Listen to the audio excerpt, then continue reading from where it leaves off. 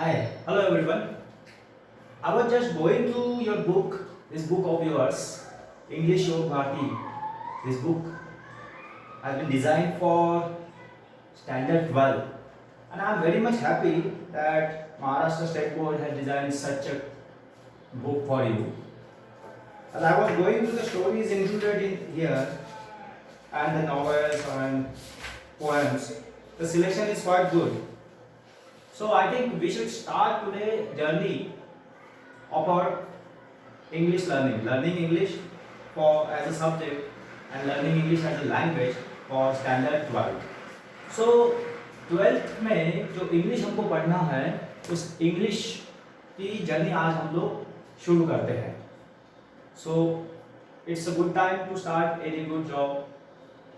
कोई भी अच्छा काम करने के लिए हर समय अच्छा ही होता है. हम आज एक अच्छे दिन को यहाँ शुरुआत कर रहे हैं. Class 12 subject English. आज हम जो पहला लेसन यहाँ पर डिस्कस करने वाले हैं वो पहला लेसन है एन एस्ट्रोलॉजर्स डे. और ये जो लेसन लिखा है, जिनकी कलम से ये लेसन आया है, जिनकी पेन से ये लेसन आया है, वो जो राइटर है वो हमारे बहुत परिचित वेल नोन राइटर है. इसके जो राइटर है, जो ऑथर है, वो है R.K. नारायण. कि आप लोगों ने सुना होगा या देखा भी होगा कि हम जब छोटे थे तो हमारे वक्त एक टीवी पर एक सीरियल आता था मालगुडी डेज. वो मालगुडी डेज में स्वामी नाम का एक छोटा सा बच्चा उसका प्रोटैगनिस्ट मेन कैरेक्टर हुआ करता था. सो मालगुडी नाम का एक इमेजिनरी टाउन इन्होंने क्रिएट किया था अपने नॉवेल में. और मालगुडी डेज में लोगों के ऑर्डिनरी लाइफ से इन्होंने डील करते हुए बहुत सारी स्टोरीज उसमें लिखी थी. बहुत अच्छा नॉवेल था. उसके ऊपर सीरियल भी बनी थी Malgudi days. Swami and his friends उसके प्रोटैगनिस्ट थे. सो R.K. नारायण, राशिपुरम कृष्णा स्वामी अय्यर नारायण स्वामी, ये उनका पूरा नाम है. राशिपुरम कृष्णा स्वामी अय्यर नारायण स्वामी. R.K. नारायण के नाम से वो जाने जाते हैं. फेमस इंडियन इंग्लिश राइटर है वो. कुछ गिने चुने ऐसे राइटर है इंग्लिश में जो लिखते हैं, जो इंडियन ओरिजिन के हैं, इंडियन इंग्लिश राइटर. उसमें R.K. नारायण का नाम बहुत अच्छे से लिया जाता है. मिशिगन स्टेट यूनिवर्सिटी ने इनके बहुत सारे बुक्स जो है वो पब्लिश किए हैं. And he was introduced to English reader by Michigan State University Press. बहुत फेमस इंडियन इंग्लिश राइटर हैं.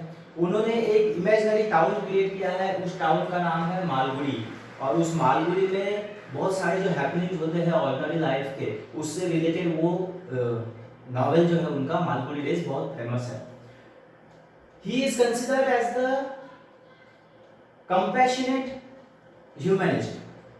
ह्यूमन बीइंग से, ह्यूमन लाइफ से उनको बहुत कंपैशन है और ह्यूमन लाइफ के बहुत सारे एस्पेक्ट्स विथ अ कंपैशन उन्होंने अपने राइटिंग में दिखाए हैं. एंड उनके राइटिंग की एक और विशेषता हम यहाँ पर देख रहे हैं, वो है humour and energy of ordinary life. बहुत सामान्य लोगों के जीवन पर उन्होंने अपनी राइटिंग्स जो है वो बेस्ड की है. और आम लोगों की जिंदगी में जो ह्यूमर और जो एनर्जी होती है, that humour and energy is reflected in his writing. उनके राइटिंग में वो ह्यूमर और वो एनर्जी है वो रिफ्लेक्ट होती हुई दिखती है. सो ये this is all about the author and his work.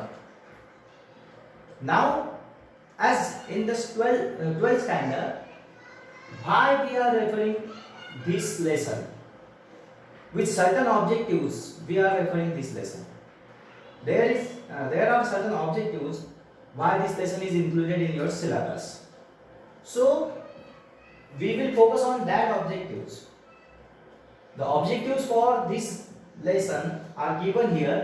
Number 1, we are going to learn code mixing.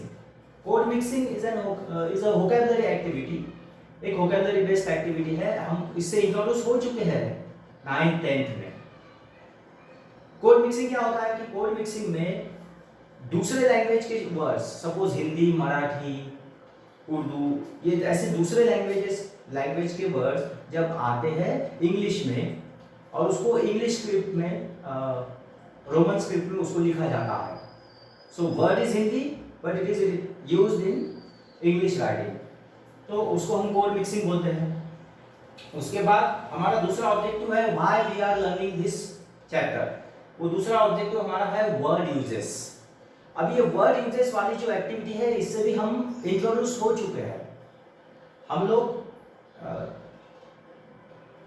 इसके बारे में भी हमने 9th और 10th स्टैंडर्ड में इसके बारे में भी हमने सीखा है।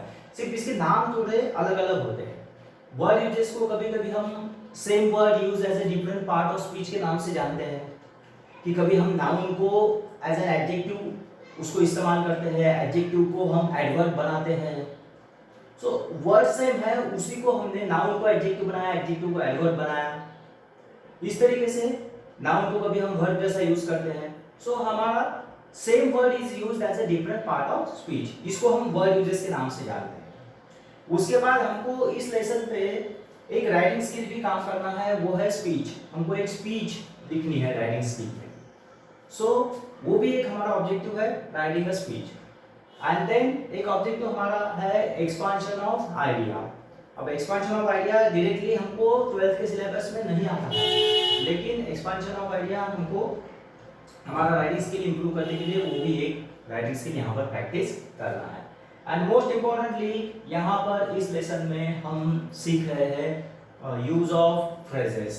फ्रेजेस जो कि हमारे लैंग्वेज को ब्यूटीफुल बनाता है, विट ऐड करता है हमारे लैंग्वेज में।